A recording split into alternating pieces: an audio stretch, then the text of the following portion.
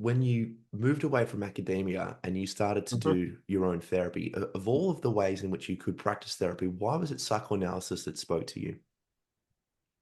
Well, it was specifically, although I learned a lot from Freud, it was a Jungian analysis that Mm, drew me to study in Zurich at the mothership, so to speak, at the Jung Institute there. And first of all, it takes you deeper than most psychologies do. Most psychology, and I say this with respect. I utilize these tools myself, but you know, behaviorism and cognitive psychology are sort of task-oriented, problem-solving kinds of things that can be helpful to individuals.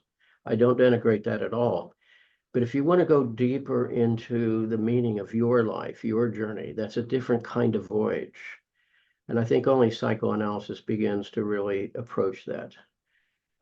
Jung said once, this is not about curing because we're not a disease. It's just that it's about growing into your journey.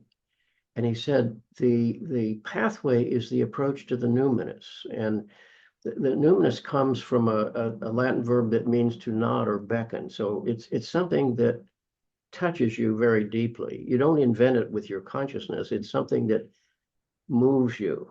And when you're moved in a deep way, then there's some kind of resonance that occurs within you. And it engages the spirit in a way, the energy that is here to serve life, you know. I mean, we can mobilize our energy, and we do, to get up and feed the baby at 3 in the morning or to tend to the tasks of civilized life, all of which is important. But in the end, if you keep mobilizing energy in the wrong direction, it leads to burnout, leads to exhaustion, leads to self-medication, it leads to depression, as I experienced. So something within us quickens, and then we know that we're touched by something that's important for us.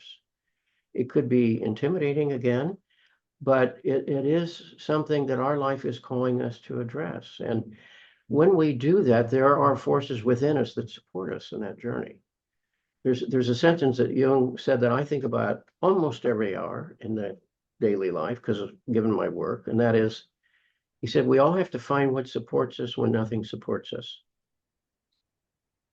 I mean, that's profound, and it's mm, also intimidating. mm, It's also a mystery. What supports you when nothing supports you? That is to say, when your outer world is not something you can just continue to take for granted, or when important people in your life are no longer there, or that position that you expected in life is not available to you, or whenever there are substantial encounters like that where the outer can no longer be sustained or wasn't the place you needed to be in the first place, then you need to find that there's something in us, a resilience, I guess, that rises to the surface and says, okay, I'll just take this next step and see where it's going. When I went to Zurich, I'd started analysis in the United States, but then I realized if I'm going to really do this, I'd like to go into it as deeply as I could. So I went to Zurich, and um, I found at first I wasn't planning to change my career. I wasn't planning to change other important issues, but that came as a natural conversation that was rising from within by working with dreams and so forth. Most people say, well, I don't dream, or dreams are just what, happened the day before. Well, that's because they really haven't had the experience of working with them.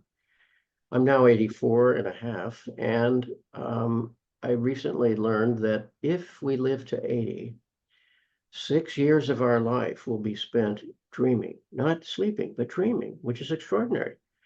So why does the psyche spend that much time, mm, processing our life, and not just processing it, but commenting?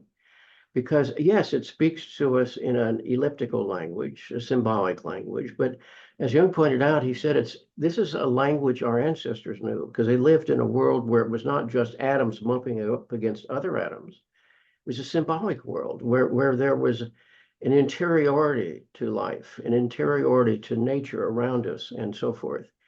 And he said, if you pay attention, you realize that there's an intelligence there that is seeking a deeper dialogue with you, the attendance upon which leads you to get that sense of personal authority. Now, we have it when we're children, but we're tiny and we can't execute it. You know, that authority you can call instinct, for example. But we trade away necessarily our innate desires for life to fit in, to meet our needs as best we can in our relatively powerless way, until we lose contact with that source within us. And that's what has to be recovered for each person.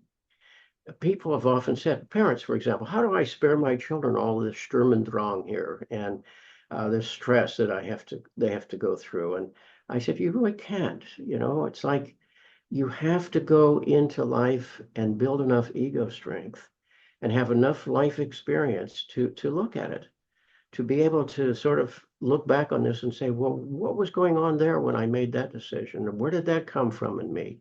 I often ask that question in therapy. Where do you think that choice came from in you? And often it came from an old fear-based place, came from an old codependence, for example. It wasn't coming out of their own depths or their summons to a deeper life. It was coming out of an adaptive strategy, which is understandable given that our whole first half of life was, you know, donated, given, dedicated to fitting in, as I said, staying out of harm's way. But in the long run, that is deceptive. It's about stepping into what is fearful and to understand ultimately, and you don't get there without taking that risk, that something then will be supporting you from within you.